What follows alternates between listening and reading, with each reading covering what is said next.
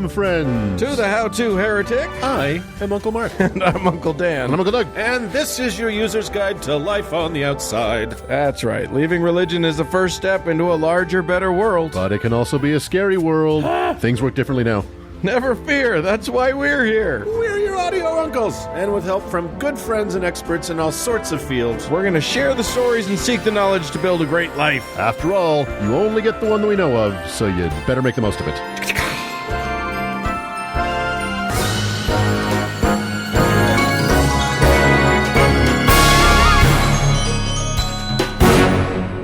gents. Hello. Hello to you. Episode 114, hot out of the oven. Here we are. A fun one this week, I think. We cover a lot of bases, and that's kind of the goal.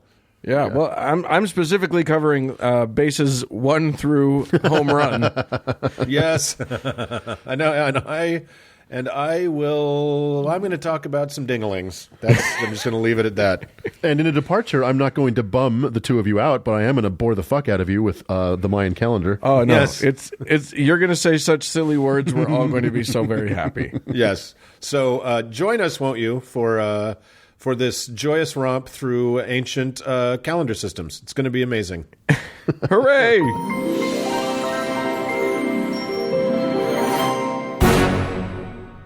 Uncle Dan. Hey, Uncle Doug.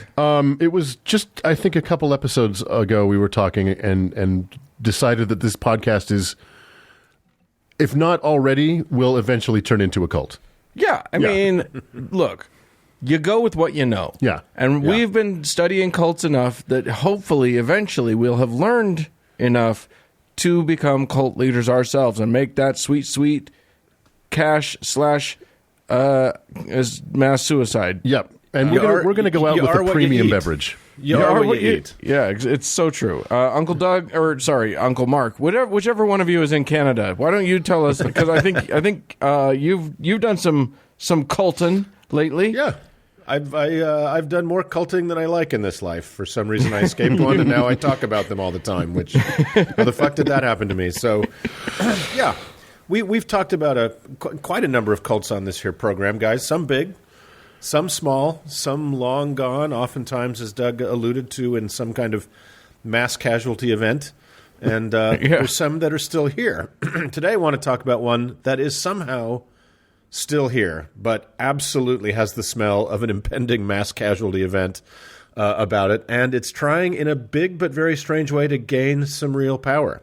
Nice. And that'll lead to maybe a little open discussion at the end about the public's right to know about a person's religious views. Won't that be exciting? I think we're all just on tenterhooks now. Yeah. And the cult of which I speak today, guys, bears the catchy name of the Science of Identity Foundation, or SIF for short. Oh. So, yeah, rolls right off the tongue, doesn't it? So who or what is this exciting... Does that make the adherents to this syphilises? Siphites. Siphites. Siphums. So who or what is this exciting foundation devoted to the science of identity, whatever that might mean? Let us rewind back to the heady year of our Lord, 1970. As we've discussed many times here on the show, the babies of the post-World War II boom had yet to become Republicans and dismantle all the social programs that have delivered them a cheap, abundant life at the cost of all future generations. No, in 1970, they were still in the drug-fueled afterglow of their near-permanent adolescence of the summer of love.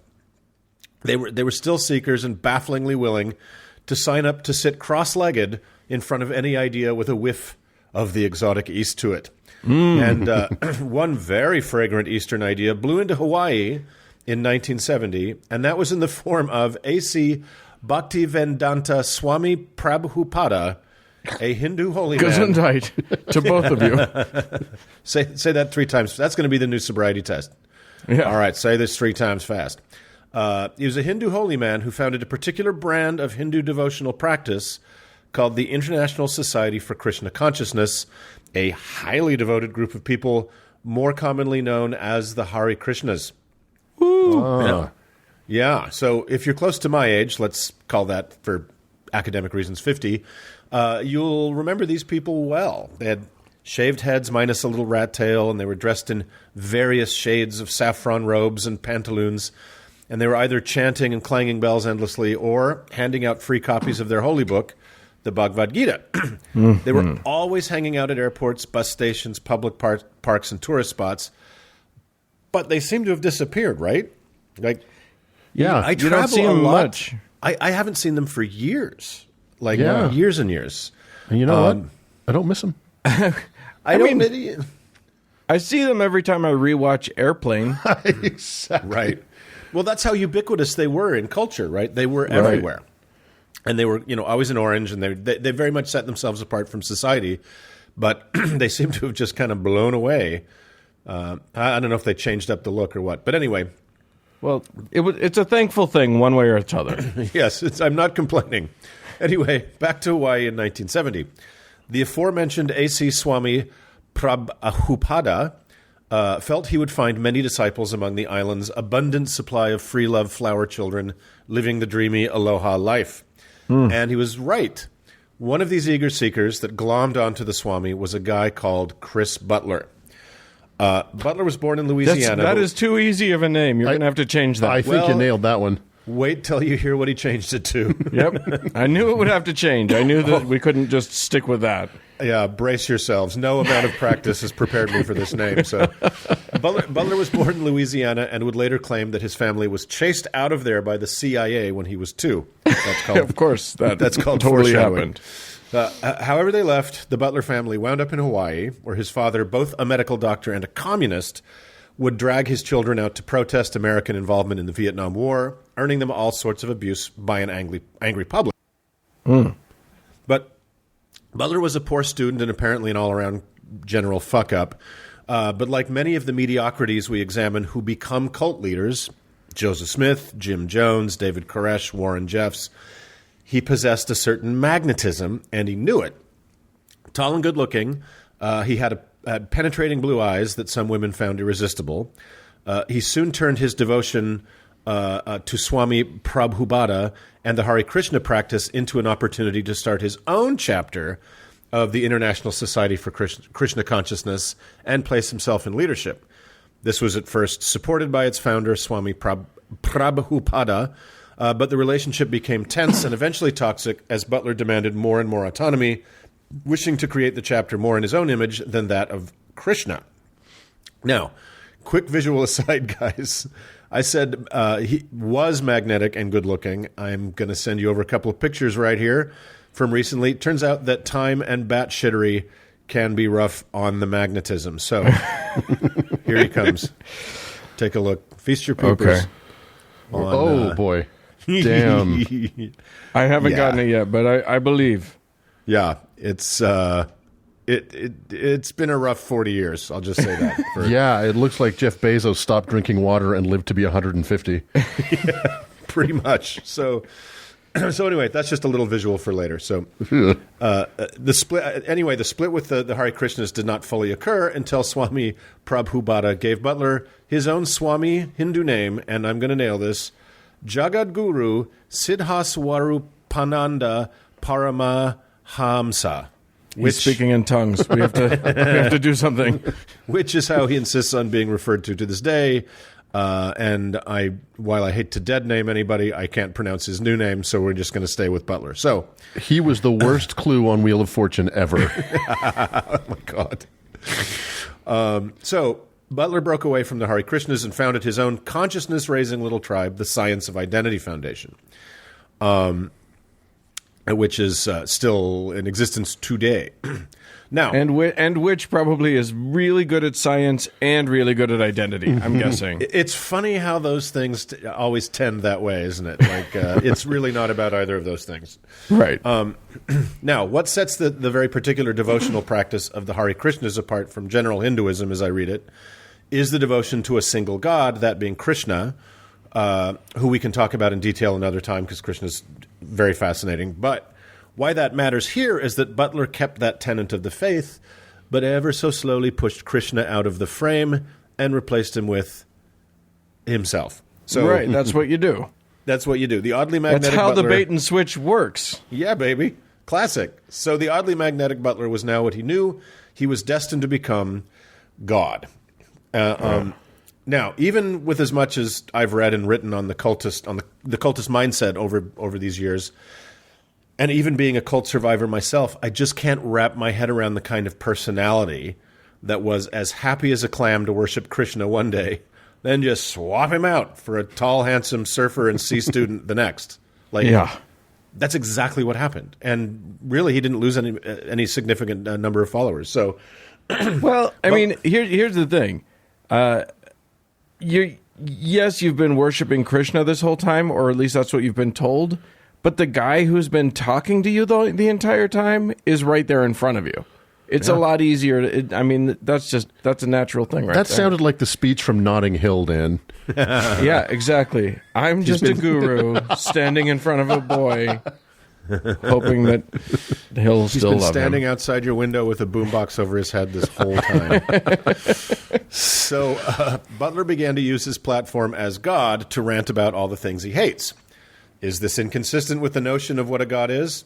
Abso-fucking-lutely not, as anyone who has read an obscure little book simply called The Bible will know. That book is a little more than a preening, weird, insecure god screaming, I hate you, I hate you, I hate you, at the top of his lungs, and then killing off a whole planet full of people in a completely incoherent fit of rage. So Butler's rants are a piece with that sort of god. So he embraced a bizarre and incoherent set of political philosophies that lean mostly to the right, and people feel like this is a reaction to his father's communist leanings, and he despised his father. Yet he was and is, he's still around, fervently pro-environmental regulation, and has some other kind of leftist policies, but it's a bit incoherent. But maybe the political position he is best known for is a ferocious hatred of all things LGBTQ. Interesting. Yeah. He's That's a fun. vociferous homophobe, and survivors of his cult describe endless lectures with extremely graphic language about all varieties of the sexual depredations of people he casually just calls faggots. That's nice. Yeah, he's a holy man. He's also a kook. He's also a kook in other classic ways. He's a total germaphobe and insists everyone around him has to wear masks. Oh, wow. Every space he occupies has to be outfitted with massive air filtration systems, including airplanes, making air travel a little bit more difficult for him than most. And he insists every room he occupies has to be lined with, want to take a guess, fellas? It's classic. Plastic? No. I'm going to go with Virgins? bread. No. I don't know. What is it? Oh, come on, guys. Tinfoil. Oh, How did you miss that? Oh, wow. We didn't. You know what? I was trying to think in terms of like religion and not like cuckoo. So I should have gone further down the cuckoo. I like that you find a way to separate those things. It's cute, isn't it? Completely lined in tin. All his houses are completely lined in tinfoil. That's good. Yeah, to protect him from whatever he thinks is trying to get him. I don't really give a shit. So he generally hates any form of education that doesn't emanate from his frothing mouth. So naturally, he set up a series of boarding schools in which survivors recount cold pre-dawn showers, constant hunger, and hours of chanting, but not much in the way of education, plus shockingly mild sexual abuse, given the typical pathology of cults in children. Really, it was more just the sort of behavior of too many unsupervised boys with nothing to do. And speaking of which, young students were constantly shown graphic footage of gay sexual activity and then gruesome footage of AIDS sufferers dying in agony. Oh my God. Normal school shit. So Did he actually go? I mean, if he's going to go the distance, he's got to put the Clockwork Orange things on the eyeballs. Otherwise, the kids could close their eyes if they're not careful. Well, they weren't allowed to watch any other sort of media. They couldn't watch TV or movies or anything. So it's probably as close as they got to entertainment. So that's not sick. No. So some of these schools were supervised by a guy who is, to this day, a Hawaii state senator, and more on him in just a tick. But back to Butler's anti-equality passions. Like the Rajneeshis, who listeners might recall from the excellent docuseries Wild Wild Country. Oh my God, that Butler series! People need it's to watch so good, that. right? So good. Have you seen it, Dan? Yeah. Oh, yeah. It's amazing. So Butler wanted to gain power via the political process, but attempted to do it in a more stealthy way than the reckless Rajneeshis, who were pretty fucking open about their madness, right? So he created a front group called Independence for Godly Government. I don't know how good a front that was. And he had followers run for office. One of these fervently devoted followers that ran and won was the very same guy who set up the boarding schools I just talked about, a guy named Mike Gabbard. So he started a local radio show in the 80s called Let's Talk Straight Hawaii to promote his nonprofit, which is literally called Stop Promoting Homosexuality America, or SFA. Isn't that nice? So wait. When he said, let's talk straight Hawaii, I was going to make a joke about it being anti-gay, but that's actually what it was. It was straight meaning straight. Yes, straight. That it was a homophobic radio show in the beautiful state of Hawaii. So, isn't that nice? So at the time, there was a movement in Hawaii for marriage equality. And this is where we get to do a little cross-promotion, guys, because there was another group just as homophobic and desperate to prevent any forward movement on human rights anywhere. Can you guess who, guys? Oh, I know. I know exactly who that is. That's our own homegrown guys. Me! That's us. The Mormons, fellas. And as we know, the Mormons also created stealthy front groups of their own and poured millions into the fight against marriage equality in Hawaii. Cults. More the same than different since forever. So that's nice, isn't it? Anyway, Mike Gabbard ran for city council and won, and his young daughter, Tulsi, helped knock doors and pass out flyers for his basically single-issue pro-homophobia campaign. She also helped Tulsi Gabbard. Wait, I've almost not heard that name before. Yeah, I buried the lead, didn't I? So she also helped when he ran on essentially the same homophobic platform and became a Hawaii state senator, as I already mentioned, a position he still holds today. Bigots in Hawaii too. What are you going to do? So this was a long walk to get to a sort of punchline, and that is, in air quotes, Democratic Congressperson and extreme long-shot presidential candidate Tulsi Gabbard, and her connection to this obviously batshit man god, the jagged guru Chris Butler. Wow. Tulsi is rightly considered a bit of an enigma. She's obviously very intelligent, despite the bizarre homeschooling she got in her cult. She's one of the better-looking people ever to stalk the halls of Congress. Not a terribly fierce competition, admittedly. She is an Iraq War vet. She's half Samoan. She claims to have evolved at least to a place of live and let live tolerance on marriage equality. Oh, that's nice. Oh, wow, what a generous position that is to take. Isn't that kind? It's very kind. And she is anti-marijuana prohibition.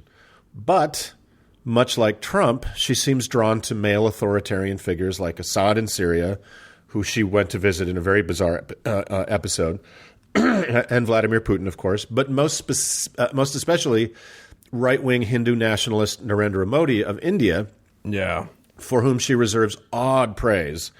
And the dictatorial Modi lavishes her with praise and gifts, seeing her as his foothold in the U.S. Congress. Well, that's it. Does that have to do with the sort of bizarre Indian guru heritage of this guy who's no longer aligning himself with anything Hindu or Indian? Right. It seems probably. Yeah. And some people have mistaken her because she's kind of has olive skin and dark hair. Some people have thought, oh, well, maybe she's Indian American, and she's not at all. She's half Samoan, half white, half Samoan. So she has no Indian heritage that backs up the Hindu thing. And you are correct in saying that the Chris Butler and his cult have completely moved away from Hinduism. They don't describe themselves as Hindu at all.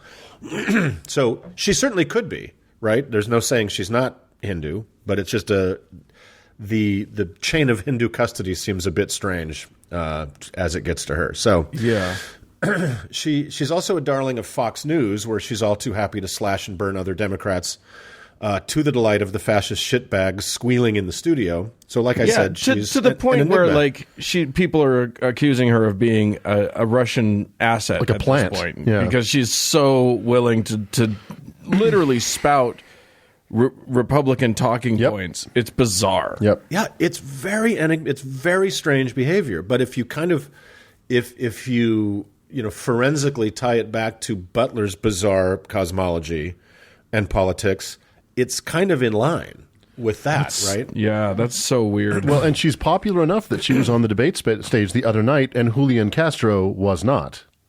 There you go. And to be truly fair, how a person is raised is not their fault. Thank God for the three of us, right? Yeah, right. Plenty of Just people are keep raised. telling yourselves that.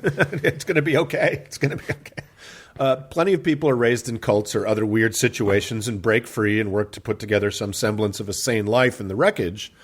Her parents, and her mom is the same way, her parents being vicious homophobes shouldn't be counted against her unless.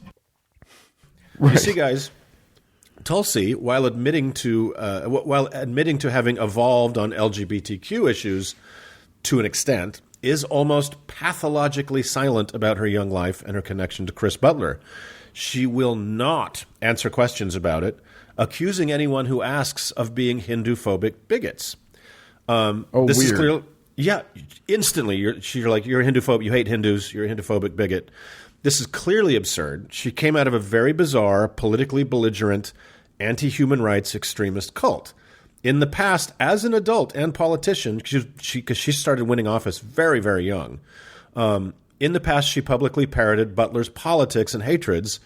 Voters have a right to know if she still holds these beliefs and if she still believes this Hawaiian Howard Hughes is God. And small point, as we were just mentioning before, I want to make it clear, the cult and Butler do not identify as Hindu in any way at all anymore. So I don't know what to make of that. But That's so interesting because I just looked up Tulsi Gabbard's IMDb page, and it lists her at least in part as having grown up Hindu, or it says she embraced the Hindu faith as a teenager. well, that's true fascinating. because when her parents joined Butler's cult, he was just a cleric, running a local chapter of the Hare Krishnas. It was still Hindu at the time. Right. Right. It was still Hindu, and so it evolved over time as Butler kind of made it about him rather than Krishna, to the degree where now they have no connection to Krishna at all. That's so nuts. They still do chanting. They do a lot of things that look like Hinduism, Right. but they aren't. So They have 100% more tinfoil. It's entirely possible that she kept that tradition, that she kept that faith when the family diverged from it, but she won't talk about it, right? Right. She refuses every opportunity to disavow or to embrace Butler's divinity and teachings. And her campaign is staffed by other members of the Butler cult. Oh, her wow. parents are still fully involved in it, and her fiancé was also raised in the cult. In 2015, she recorded a video praising Butler as her guru by his fancy name. But, as for you pieces of shit out there, it seems like none of that is any of your business, right? Right. So this is what I want to talk about here a little bit, guys, at the end of our segment, is people like Tulsi Gabbard and our friend Mitt Romney seem to think their histories with high demand religions with, unquestionable charismatic leaders are none of our business. And I, for one, disagree. Wholeheartedly. Yeah. Yeah. It's one of those things, it's funny because a politician's belief system is their business until it informs anything in how Yes. they do their job, which Yes. it invariably must. So guess what? We got to know. Yeah. But it's also, whenever a politician is running for office, there's always a biopic or, a biography.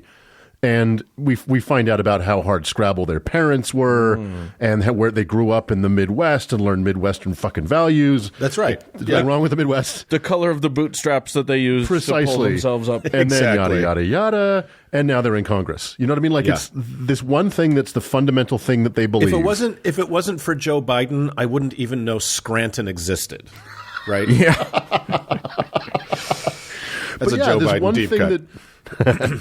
This one thing that means so much to them and truly informs their worldview, we don't get to talk about. Like, Mitt Romney never had to answer questions about Mormonism.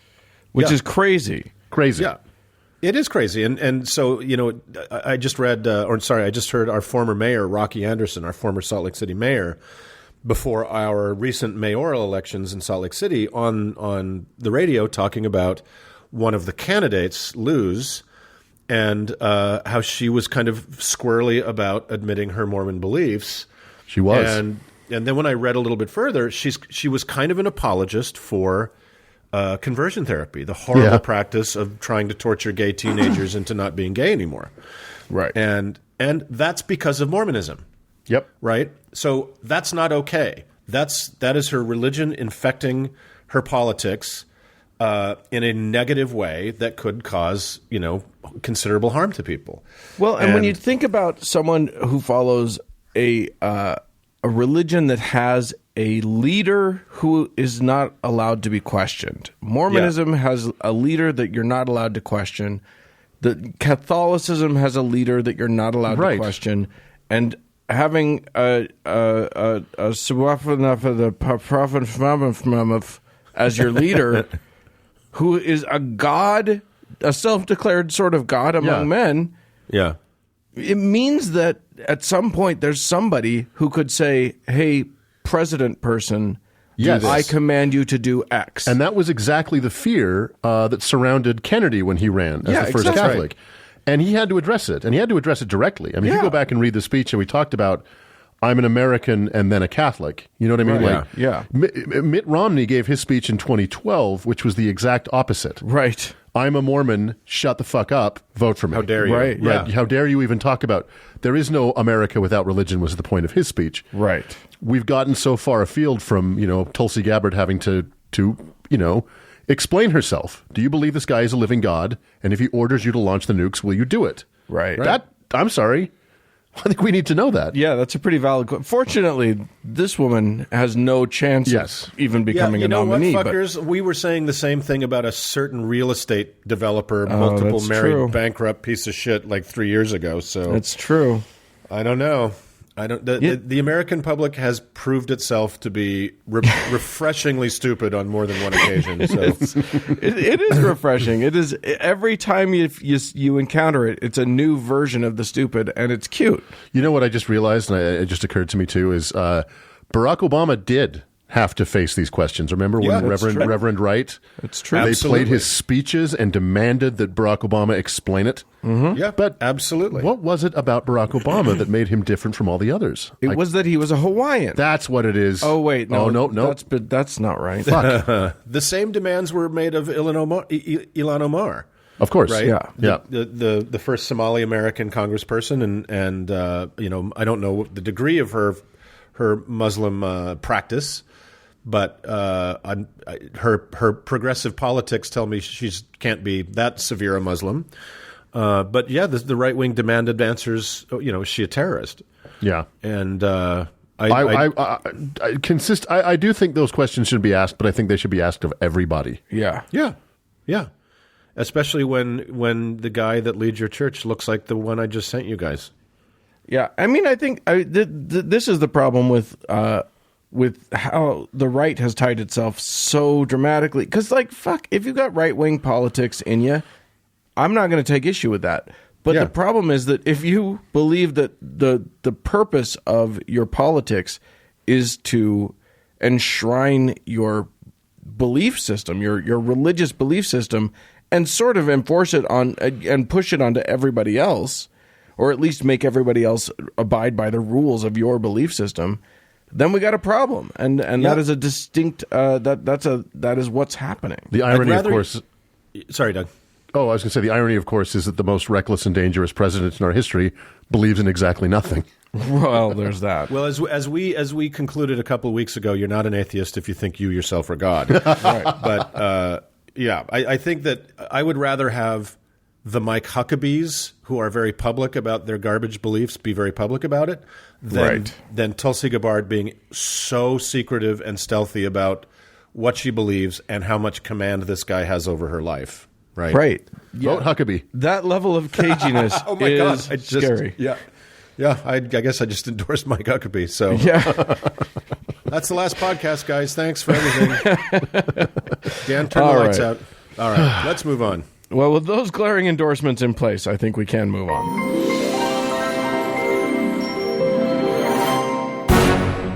Hey, Uncle Mark. Yes, here I am. I just got back from Mexico. Oh yes, what a wonderful place to go this time of year.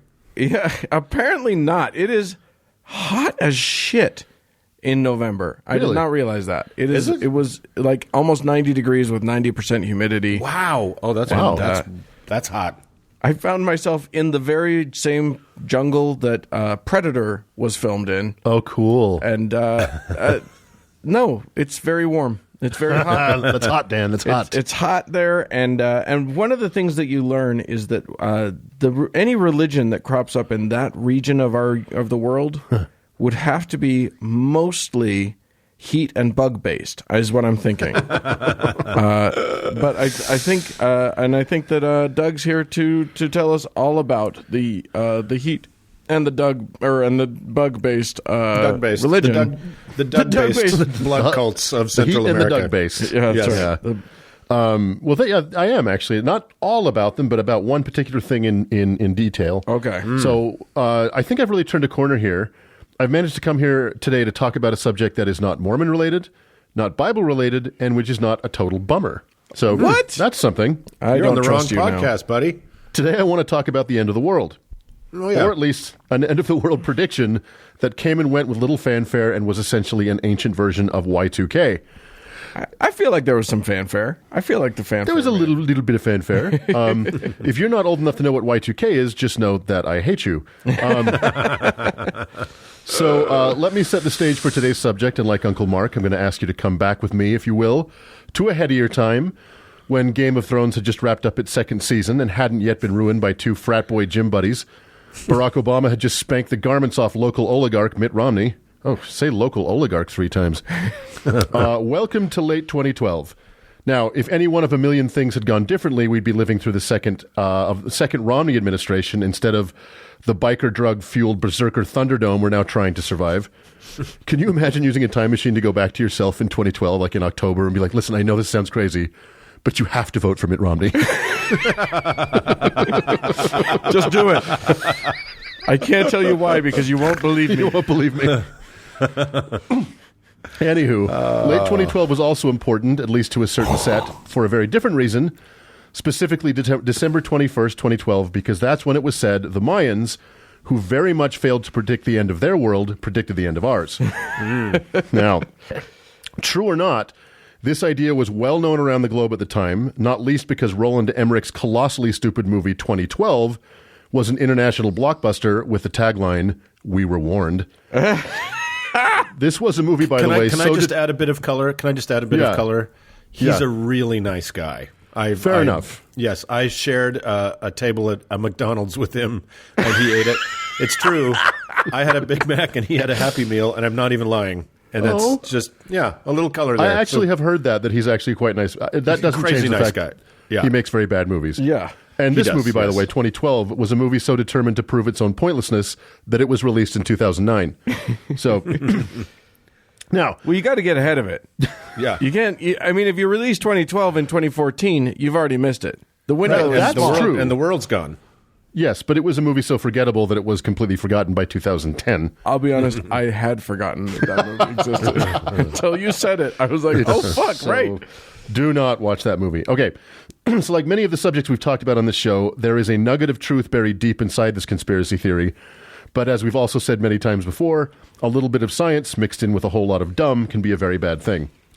And dumb this was, yet convincing enough to people around the world that there was panic buying of candles in China, tinned goods and matches in Russia, an influx of believers to the French Pyrenees under the belief that a UFO would scoop them up at the last second. Yeah. And, Classic. of course, pilgrimages... Is that why we were there? I forgot. And, Classic. of course, pilgrimages of turquoise-bestudded white people to the desert southwest. So, in spite of the fact that the Mayan calendar has been around since, well, the Mayans, and in spite of the fact that there are descendants of the Mayans in Guatemala that still use and therefore understand this calendar, and in spite of the fact that German librarian Ernst Forstemann decoded the calendar in the 1880s, this doomsday prophecy didn't become popular until the New Age movement in America got a hold of it in the 1970s. With books such as Mexico Mystique, The Coming Sixth Age of Consciousness, The Transformative Vision, and The Invisible Landscape brought this prophecy into popular culture. It didn't hurt that popular culture at the time, and even now, is obsessed with end-of-the-world predictions. Think the Left Behind series or the myriad doomsday cults we've covered on this show. Yeah. So let's dive into the true part of this theory and how crystal-wielding dingleberries in New Mexico got it so wrong. And I can say they got it wrong with a high degree of confidence because we are still here. You're right. A disclaimer here. I am going to say a bunch of Mayan words, and I am going to say them wrong. But unless you are, in fact, a Mayan, or at least a PhD-level Mayan scholar, don't you dare fucking at me. Yeah, get stuffed. So you're inviting those people to at you. Exactly. Okay. Yeah. Okay, let's do it. The Mayan calendar is an incredibly complex and versatile system of marking time, and is absolutely chock through with religious meaning as well. So basically, there are three main systems for marking time, and although each serves a different purpose, they are intertwined in ways that are completely mind-blowing. The fact that an ancient culture that didn't have steel or the wheel could come up with something this complex and accurate is absolutely incredible.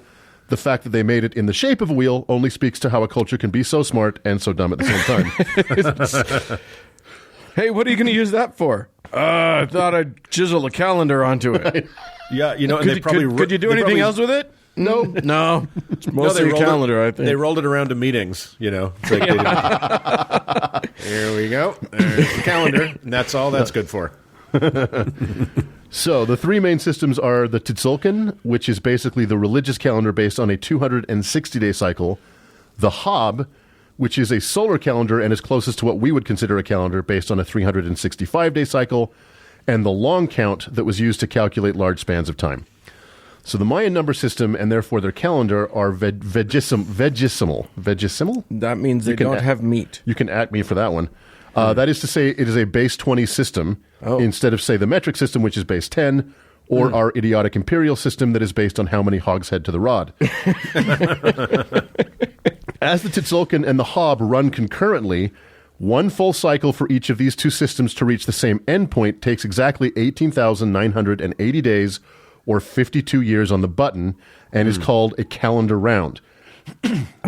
One thing to note, the system of marking time is far more complex than the ubiquitous circular stone calendars, which were more of a symbol. There's a ton of information, history, and symbolism on these stone calendars, but there's a lot of information that's not there. One of the most famous and iconic of these stone Mayan calendars is the one on display at the National Anthropology Museum in Mexico City, where Uncle Mark and I have been to. So it's bragging. extraordinary. Jesus Christ. You were just bragging about Puerto Vallarta. I'm going to drop my Mexico City vacation in. It's for me. I get to brag, not you. Yeah, no, they're beautiful. Like the calendars, they're just extraordinary. Yeah, they are. Incredible, Absolutely. So yeah. if you want to follow along at home, Google that one. So the center of the calendar has a depiction most often of the sun god Tenatyu with a flint blade protruding from his mouth, decorative ear spools, and clawed hands, sometimes with human hearts in them. He is surrounded by a record of the 4 previous creations and how they came to end. Even though our current creation, or sun, is the 5th sun, it is referred to as the 4 movement. The 4 previous creations and how they met their end are, and this is going from the top right and moving counterclockwise. Everything in the Mayan calendar goes counterclockwise. 4 jaguar, 4 wind, 4 rain, and 4 water. So in 4 jaguar, the first creation, man was killed off by jaguars. In 4 wind, it was wind. 4 rain was actually a rain of fire, and 4 water was floods. Oh boy, you got to feel dumb about having been killed by the wind one. Like if you were in the wind one, you got to feel like an idiot a little I bit. think the residents of Puerto Rico would would differ with you on that one. Yeah, well. Yeah, well, maybe whoever that they went outside. There was a slight Mayan monarch that went outside on a gusty day in too blousy an outfit, right? And poof, off they go. Yeah. Lessons learned. The Mayans predicted that this creation, our current one, would come to an end from earthquakes, hence for movement. And that's also why all the talk about the end of the world in 2012 revolved around global earthquakes. So the Tzolk'in, or religious calendar, was mostly to mark the dates of religious festivals or holy days, and doesn't really have a lot to do with the end of the world theory, so I won't spend a lot of time on it. It consists of 20 day names and 13 day numbers. Each day is given a successive number and day name, so it's 20 times 13, which is how you get to the 260-day cycle. The next ring of glyphs on the stone calendar are the 20 day names of the Tzolk'in. The Hob, which is the solar calendar, consists of 18 months made up of 20 days each, and which is how we get to the 360-day cycle. And yes, the solar cycle does have 365 days, and how the Mayans deal with those missing 5 days is really interesting, and I'll talk about that in just a minute. Okay. So the days of the Hob were named in the opposite way as the Tzolk'in days, with a number going from 0 to 19, and then the name of the month. So 0 Pax, 7 Zul, or 14 Pop, for example. Uno.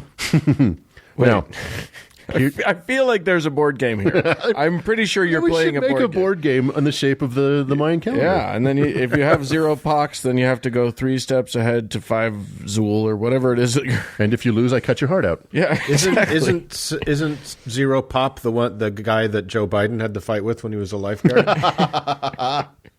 See, it all ties together. It's incredible. It's all Biden all the time with you, Uncle Mark. I don't. We got Biden on the brain today.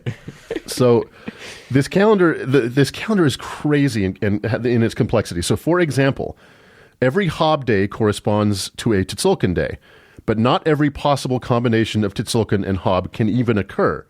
That sounds crazy, I know. It sounds ridiculous. I don't even know what I'm saying. For the Tzolk'in days, Imix, Kimi, Chuen, and Kib, the Hob day can only be 4, 9, 14, or 19. For the Tzolk'in day Ik, Manik, Eb, or Kaban, the Hob day can only be 0, 5, 10, or 15. It's fucking crazy, and it's full of patterns like this.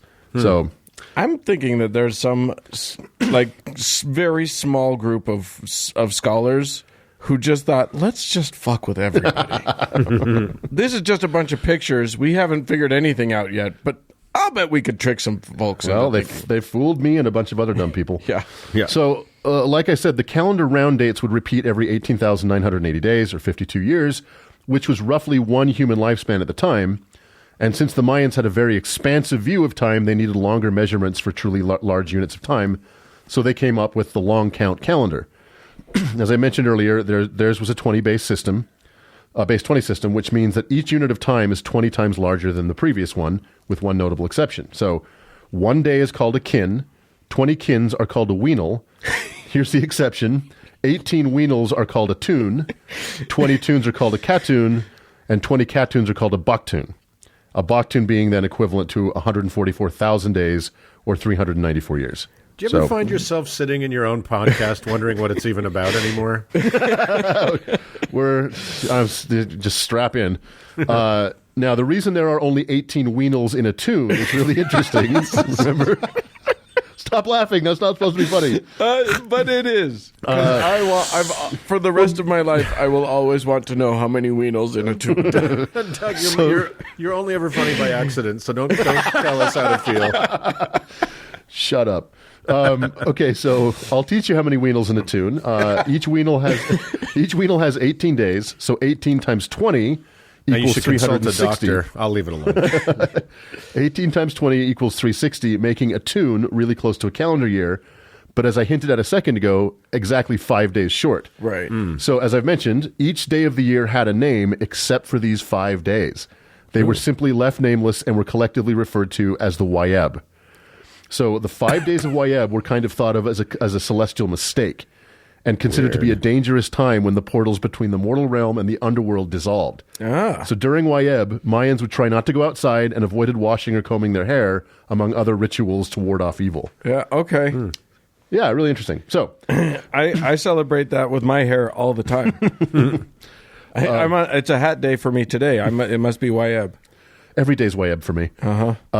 So by rolling back all of these measurements of time, Mayanists, which is the true name of a Mayan scholar, have been able to determine the Mayan date of creation. So our current creation occurred on August 11th, 3114 BCE, which would read 0.0.0.0.0, meaning 0 kins, 0 weanals, 0 tunes, 0 katuns, and 0 baktuns. Okay. You with me? Yeah. My birthday is 12.18.0.17.16. That is to say, from the date of creation to my birth, there were 12 baktuns, 18 katuns, 0 tunes, 17 weanals, and 16 kins. Got it? Got it. So Yeah, hold on, writing it down. Okay, go ahead. It's all tunes and weanals to me. here's where we finally get to the weirdness surrounding the end of the world and why some very dumb people sold everything they owned in Q4 of 2012 and really don't want to talk about it anymore. Thank you very much. December 21st, 2013 is 13.0.0.0.0, or the end of the baktun. But here's the other thing. Even though December 21st, 2012 means a whole new baktun, there have been 12 previous baktuns since the last creation. The most recent was on September 18th, 1618, when the Mayan date was 12.0.0.0.0. Got it? Yeah. Adding a little bit of legitimacy to this prophecy, it is apparently true that the Mayans believed that the last creation lasted exactly 13 baktuns. But there is nothing in Mayan legend or history that would lead us to think the Mayans believed that would be the case in this creation, and most scholars agree that the Mayans simply believed that December 22nd, 2012 would be 13.0.0.0.1. Right. Okay. Incidentally, the next baktun will occur on March 26th, 2407. Yeah. So I'm looking forward to that one. The party's going to be awesome. Yeah. Okay, and there's just, I couldn't help myself. In the long count calendar, there are 4 even larger, rarely used units of measure, each 20 times greater than the last. They are the Piktun, the Kalabtun, the Kinchiltun, and the Alautun. One Alautun consists of 23,400,000,000 days, or 63,123,287 years. Okay. So that means since the actual creation of the Earth 4.5 billion years ago, there have only been 71.2 Alautuns. So take that to the bank. Now, I'm going to remember that for the rest of my life. Big thinkers, these Mayans. Yeah. I am only scratching the surface of this stuff. There are entire concepts like year bearers, Lords of the Night, and the 819-day count that I'm not even going to try and get into. In fact, I was barely able to wrap my head around most of the stuff I have talked about. So you can be forgiven, at least as far as it goes, for imbuing some kind of mystical import to a system as complex and exotic as this, like Kabbalah or the Kardashians. You can imagine that some new age whack job in the early 1970s, coming down off ayahuasca, realizing that the Mayans thought that the last creation lasted 13 baktuns, and according to their own calendar, the 13 baktuns of this creation were in a few short decades, having what passed for his mind completely blown. So all that's left is to believe that this was not merely a coincidence, but that the Mayans actually could see into the future, and to believe that their vision of the future somehow managed to miss some very contagious Spaniards. And if this podcast has taught us anything, people are that stupid. So there it is, the mystery of the Mayan calendar. Little aside, the Mayans were, I do believe the Mayans had already kind of declined as a civilization when the Spanish Yeah, they showed had up. certainly. Fuck you, Mark. Well, actually, discover. No, I had a period. I went through a real Mayan period. And, I know, I remember.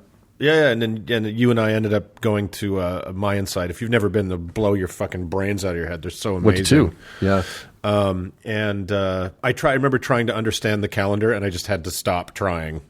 I'm like, I can't do this. So You can spend a baktun trying to figure that thing out. Well, that's a real bummer, Mark, because it took me like 2 hours. you can bust a weenus trying to figure out this thing. So, Well, I thank you, Uncle Doug, for that enlightening. Clear as mud. It was literally every bit. That was actually made more sense than when Harold Camping predicted the end of the world. So I'm going to give him partial credit. yeah, 8 out of 10.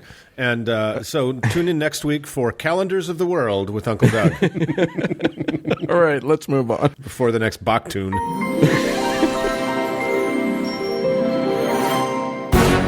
Hey, boys.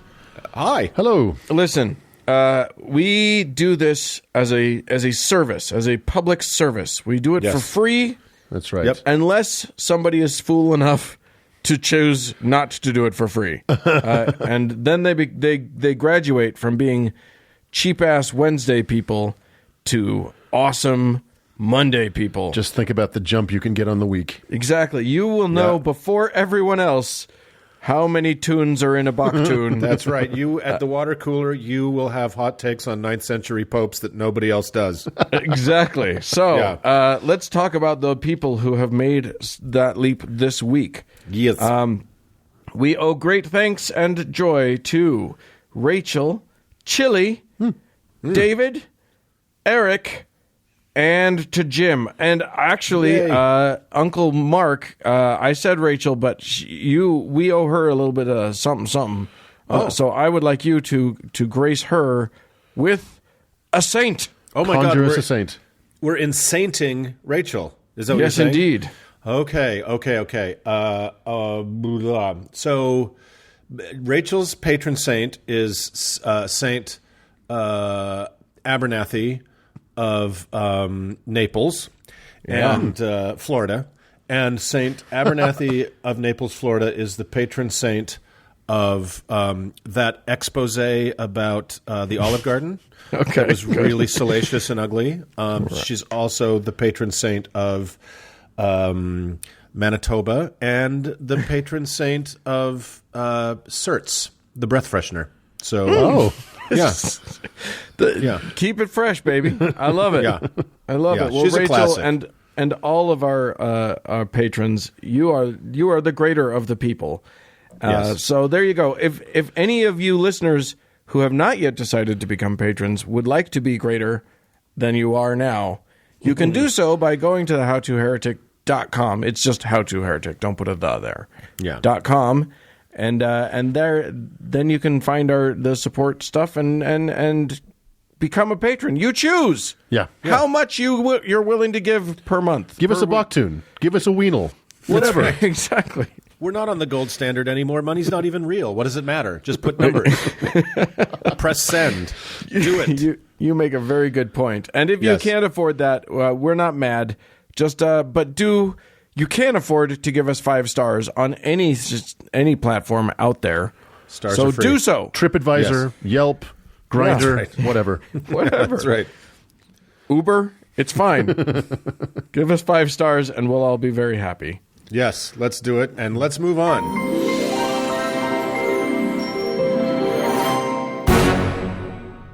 Uncle Doug, Uncle Mark. you know what they say cleanliness is next to? Me? No. That's not Not what they even say at all. adjacent, really. No, not even approximate. No, it's next to godliness, Doug. And cleanliness can occur on more than one level. I think. True. Keeping it clean. That's what our whole podcast has always been about. Yep, and that's kind of all I have to say about this. So, Uncle Dan, do you have any opinions about the cleanliness and value of certain things? I suppose so. Here's the thing. It's Thanksgiving time, and I was looking for something to talk about that related to that, and I had been reading all about the quote-unquote pilgrims and their peace accord and subsequent betrayal and destruction of the Wampanoag Indians. But having covered a bunch of that stuff about those self-righteous shitbag Puritans in episode 61, I decided to head in a different direction. And that direction was to discuss the legacy that our country's puritanical underpinnings have given us, even to this day. Because guess what? We're all shitbag Puritans too, to some extent or other. True. That's what our country has become. So yeah, there's cleanliness in that puritanical sense. Specifically, I want to talk about the United States and our relationship to sex and sex-adjacent topics. Because although we've had what we termed a sexual revolution, and we've stopped, sentencing adulterous women into wearing letters or putting gay folk in jail for buggery. Hell, those sodomy laws were done away with nationwide all the way back in, checking my notes here, 1960. Oh, nope, it was 2003. But we're still very, very very backwards when it comes to sex. As a matter of fact, it was just a couple weeks ago, for example, that a woman right here in the great state of Utah was brought up on lewdness charges when her stepkids walked in on her topless and she didn't do the obviously moral thing and scream as she dove modestly behind a sofa. Instead, she used it as a teaching moment to try and indoctrinate the children into the disgusting belief that human bodies, even the girl ones, are not inherently evil, and that seeing titties isn't a sexual act. And they called the cops on her? The kid's mom, because she was a found stepmom, out. Okay. got very concerned, and she is now being charged with lewdness. Oh, my God. Oh, my God. So, Really? yeah. Jesus. Yeah, Oh, that's my happening God. right here in this great beehive state of ours. Which is usually considered a bastion of progressive pro-sex. You'd think. Yeah, okay. I don't know what's going crazy on. about that is if I were to type boobs into my Google search engine right now, my computer would explode. Well, what's even crazier about it is the fact that there was a recent lawsuit that happened in the city of Fort something in Colorado that was about boobs being out in public. And the appeals court struck it down and said, and basically made it legal, sort of, for women to have their breasts out anywhere in the 10th Circuit, which is our 10th, 9th. I think it's the 10th. Fort what, Colorado, Dan? I don't know. I need to know. Well, go. It's fine because it's here too. Like it applies to here. So technically, theoretically, she could have been fine if she had had her boobs out in public. But because it was in her own home, there's some gray area. I don't know. I don't anticipate her getting convicted, but it may happen. We'll see. Anyway.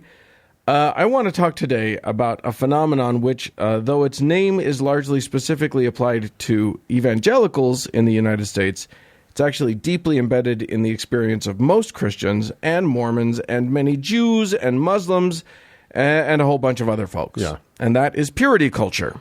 Because purity is all about what goes in your hoo-ha. Yeah. And it's usually the hoo-ha, isn't it? It's not the other way around. It's Yeah. I mean, and in Mormonism, you can just translate this. I speak fluent Mormon, so I'll just translate it briefly for all of you Mormon listeners out there. We're talking about, well, now I can't think of the word. We're talking about modesty. Yes. Yeah. That's their code word for purity. Yes. Modest is hottest. And it all means just keep your hoo-ha from having any invaders. Anyway, earlier this year, a guy I hadn't heard of named Joshua Harris made a shocking confession. It turns out that though I had never heard of him, a fuck ton of evangelicals had definitely heard of him. He was a goddamn celebrity and a $1 million+ best-selling author of the 1997 seminal classic, I Kissed Dating Goodbye. This was a well-researched, psychologically and scientifically supported book on how to have healthy interactions with people you're attracted to. Ha! JK, this was the ramblings of a homeschooled 21-year-old who thought he knew everything he needed to know to prescribe how dating should work for everybody because Jesus. His shocking announcement was that he was admitting to the fact that he was wrong and that he had hurt people with his book. And that now that his Christian books weren't selling as well, he intended to make money off of denouncing them instead, or something along those lines. That's a great... I should convert to some religion and write a book. Oh, believe me. No. You would make a fortune. If you convert to Christianity and you are able to say former atheist podcaster has converted to Christianity, I promise you can write anything and it will sell 1 million copies. I will be in a Pure Flix film by the end of the week. You will be, and then you can make more money by coming back. That's right. So, the works Christian out great. community would skin Kevin Sorbo and let you wear him. That's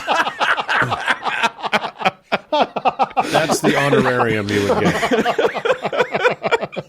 True. Oh, and that's the end of the podcast.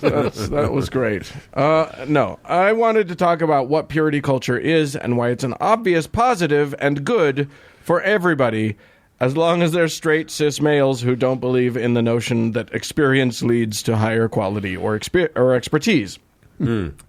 So, what are we talking about when we say purity culture? Well, it all stems from the totally normal idea that sex is bad. Mm-hmm. It's really, really bad until you're married, but only straight married, hashtag no homo. Then it's good. Really, really, really good. Forever and ever, and you'll both live happily ever after in the name of Jesus Christ. Amen. Amen. The end, no questions. No, and there will be no question. Yeah. That's right. This was all part of a reaction to the aforementioned sexual revolution. Conservative religious folk were looking at all the fun everybody was having and thought to themselves, well, that can't be right. They don't even have the decency to be drowning themselves in shame. And to top that off, the world of science had actually started to look at sex through a non-religious lens, the heathens.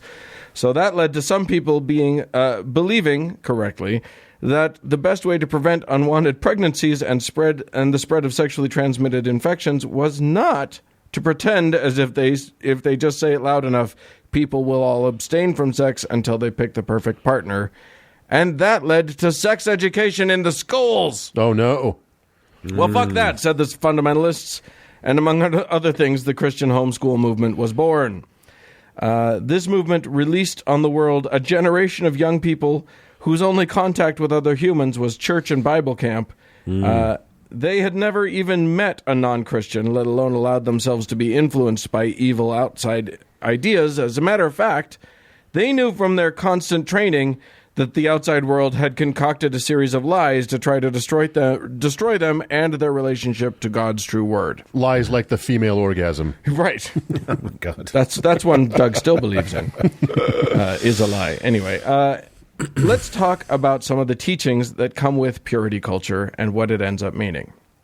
We'll open with talking about the rules for women, because it's slightly different. Well, of course. Oh, First weird. of all, Yeah. yeah, right? Only slightly. We'll get into it. First, virginity is like a diamond. It's super valuable and precious, but nobody can really tell you why. It's a thing that you have, and then you give it to someone, and then you don't have it anymore. Actually, it may be more accurate to say that a virgin is like a diamond. Virginity is a concept, but a person, specifically a woman, is a real, tangible thing. And if that thing is unstained by sex, then like a diamond with no flaws, she's more valuable. You know, so that when she finally gives herself to a man, he'll be pleased with what he now owns. Yeah, no objectification there. No. I mean, basically, I'm doing the nice version. Right. I'm Yes. not doing you're like a chewed piece of gum. Yeah. Or if you have sex before marriage, you are a Tootsie Roll that's been unwrapped and passed around and dropped on the ground. These are all very real object lessons that girls in purity culture get. Yeah. So, yes, it's all about someone else owning you and owning your sexuality. And that someone is either your future husband or God, depending on who you're talking to. Both are equally creepy. And also, kind of your father. And your dad. Well, your dad when you're young, of course, obviously. Yeah. And then of course, there's that wonderful tradition we have in many cultures of your father handing you off to the man who owns you now, right, while you're wearing a wedding dress on the best day of your life, quote unquote. On the best day of your life, when you get to be owned by someone new. Yeah, Yes. like passing the reins of a horse from one owner to That's another. right. Right. Property is exchanged. Congratulations. It's a beautiful ceremony that we all love so much. All right. The second thing that's taught is that sex within marriage will be great and amazing if you save yourself. We can't tell you why, but it definitely will. Forever. If you get married and it isn't good, you're probably broken and should be so ashamed of yourself that you don't ever tell anybody about it. Maybe try repenting? It's probably because you're a sinner. Yeah, that's probably it. Third, sex in marriage is for the creation of children, period. God wants you to have a family, even if he made you in a way that would make you a really horrible parent. Or if you can't have a family, again, you're probably sinful. So, Jesus, just get your act together. You're a mess. The fourth tenet would be, make no mistake, sex can be about pleasure, the man's pleasure. If you're the vagina haver in the relationship, congratulations, you get the privilege of making sure that the penis haver is happy and content. Doesn't Well, it feel nice to make other people feel good? Once the dishes are done. I mean, Well, no. When he wants. oh, that's true. Right. If he On wants to demand. interrupt the dishes, you can get back to that afterwards. Yeah, you can't rape your wife. It's just true. Oh, see, that's They called believe irony, that. everybody. That's a joke. Let me tell you something. Yeah. Listen, women who refuse sex are selfish bitches who go against God's command. Yeah. So you can take your trauma, pain, and anxiety and stuff that way down deep because your man wants to stuff you way down shallow. I'm so uncomfortable. Fifth, Can we talk about Once the you- Mayan calendar again? Tell me more about Okay, weenuses, so- Doug. how many? 18 weenals. Nope, you're only allowed to have one weanal in your tune, according to this. Fifth, once you've chosen that very special someone, you're stuck. That shit is permanent. Divorce is failure. It's forever or die. That's right. Sixth, sex is a sleeping monster that lives inside of men.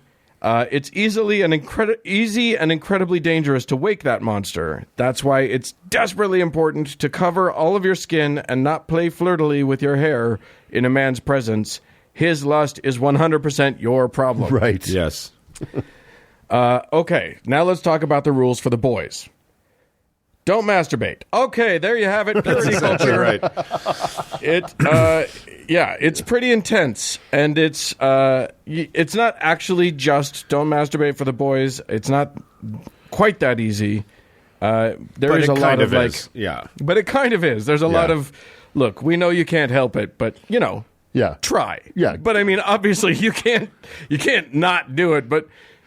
Try. No, it's cute. I happen to be a member of a certain secret society. Right, yeah, exactly. Exactly. So there you go. All of this works out great because it's God's plan for people, so he obviously created us in a way that makes sure that these rules work well and are easy to follow, right?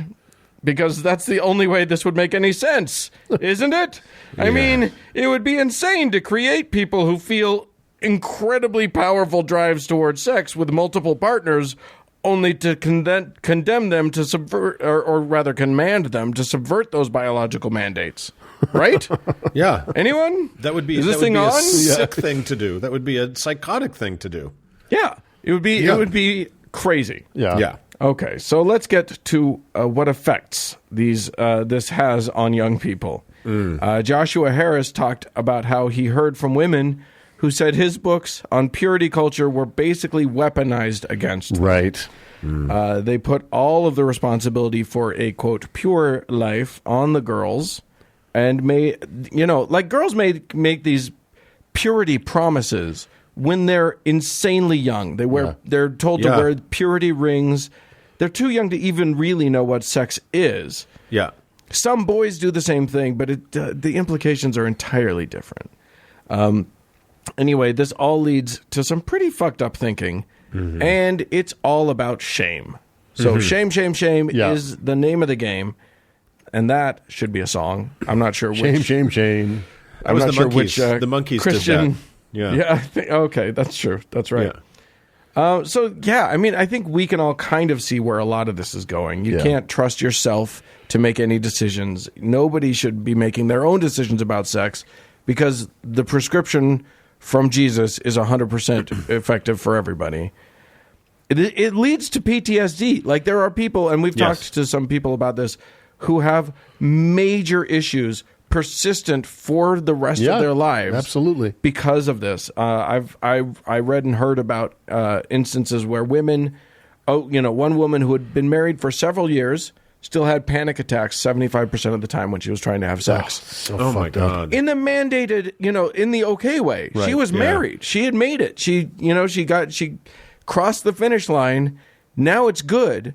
But you can't tell somebody something's bad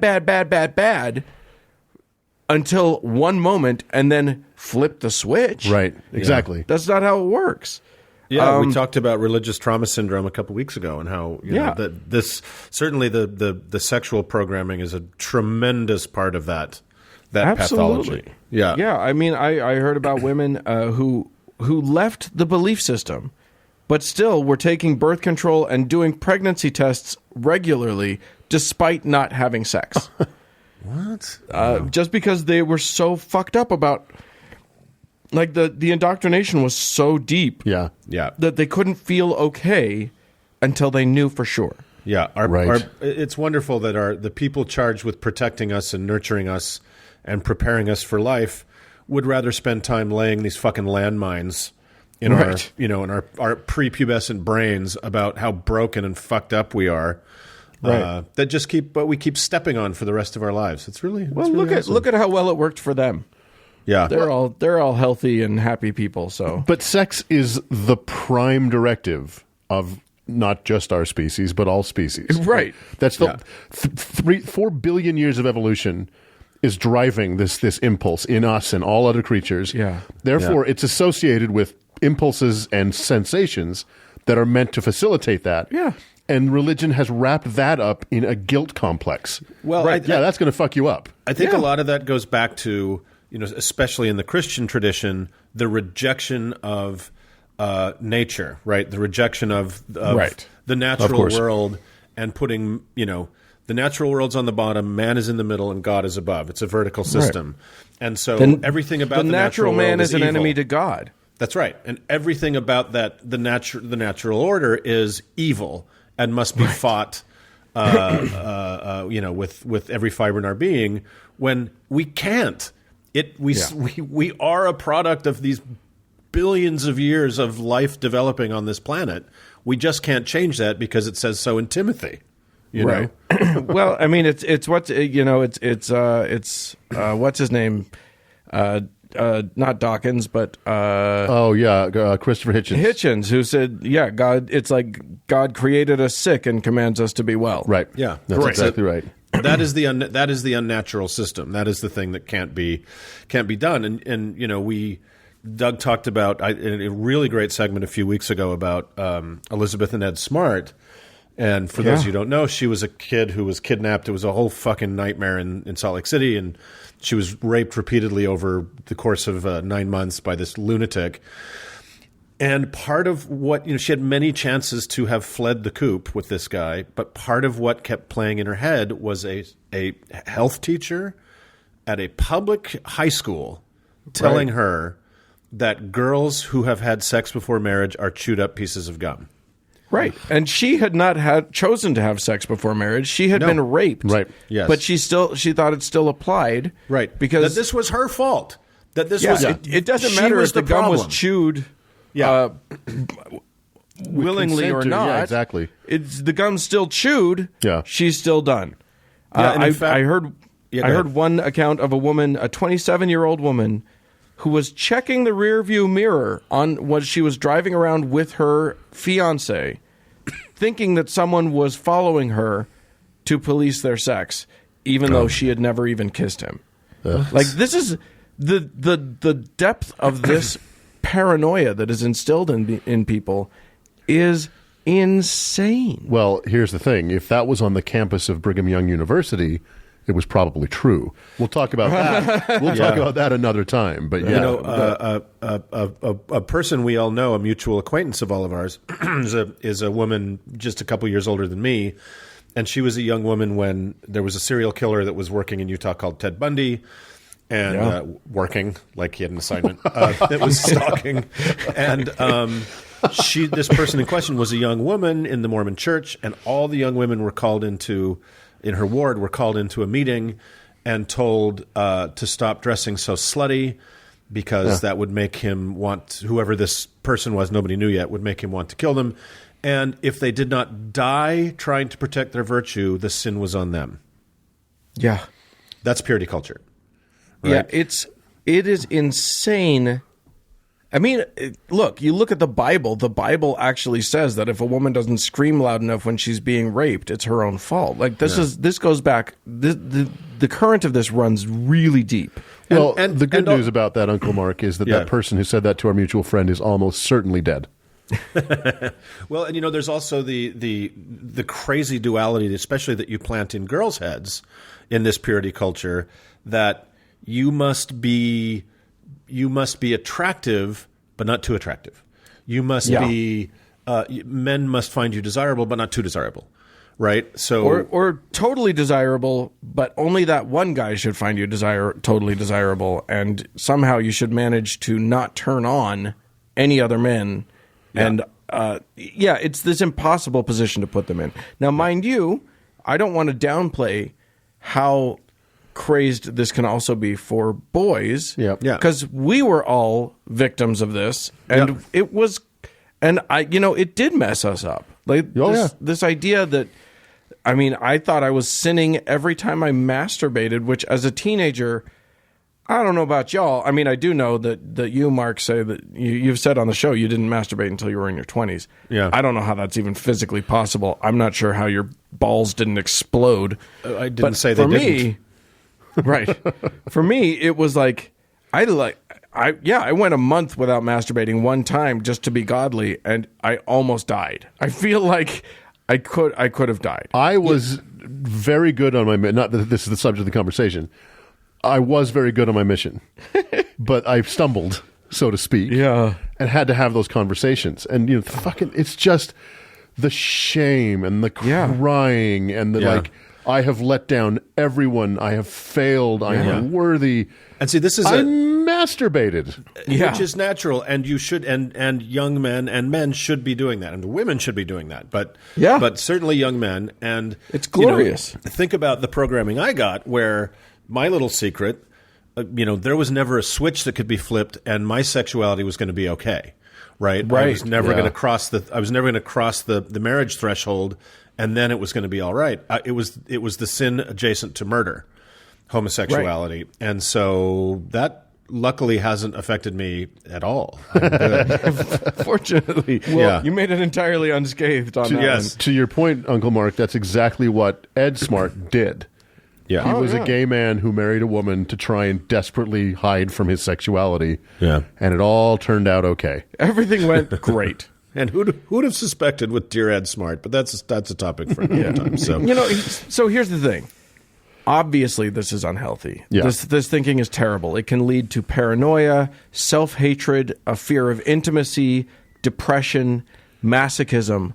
And suicide. And often suicide. Yep. And all of that continues even after you've left the religion. Yes. So part of what I wanted to say was just, if if any of our listeners are experiencing these things, just know you're normal. Like, this shit is insidious.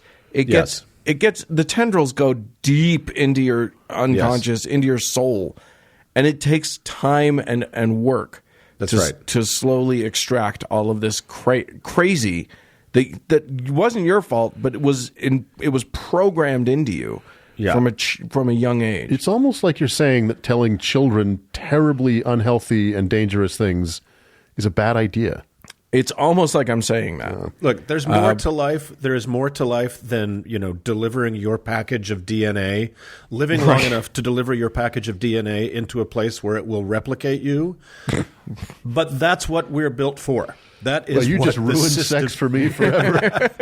That is what the system is, right? So you will not be able to change that. You cannot change that. Now, you may be... I mean, we should acknowledge that there are certain people who are asexual, and that's fine, too. There's nothing wrong with that. I'm just talking about by and large. In the mass... for those of us who feel those urges, that biological pull, that's normal. That's okay. Go out and have some fun with it. Yeah. Like, I recently saw a clip, I think it was from Weeds, where a guy is a guy in his maybe 30s is talking to a kid in his early teens, and he's lecturing him on the best ways to masturbate, why you should do it, what you should masturbate into, like how to clean up the goo, and it felt transgressive to me. And then I had to ask myself, wait, no. That's what we should be teaching kids. Right. That's how we should be talking to these kids.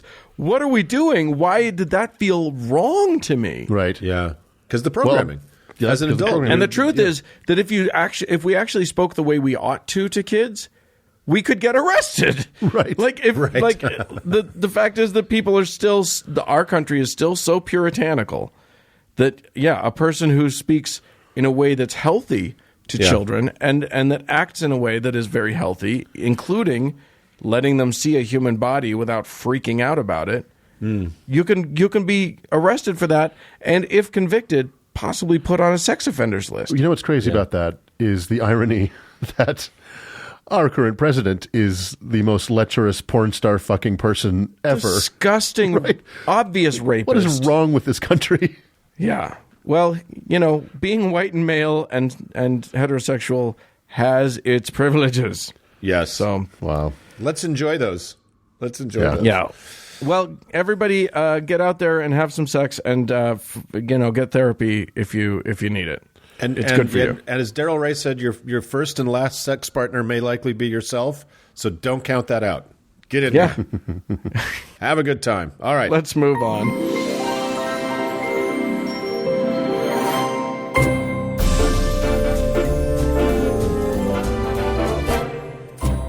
Well, friends, that's it for this week's Scattered Show. Hey, if you've got a tune in your Bach tune, we'd love to hear from you. Send us an email, howto@howtoheretic.com. Or if you've got any chewed gum kind of porn suggestions, you can leave us an email, or you can leave us an email on our phone number. I don't know how you do that. At 903-88-HOW-TO, which is 903-884-6986. I'm also on Twitter, even though clearly I'm an idiot and I shouldn't be, at We're going to get howtoheretic. this down one of these days. Yeah. Yes. And thanks to our awesome patrons. Yes. And thanks you, Cody Layton, for editing the show. And thank you, friends, for tuning in. Bye, friends. Au revoir.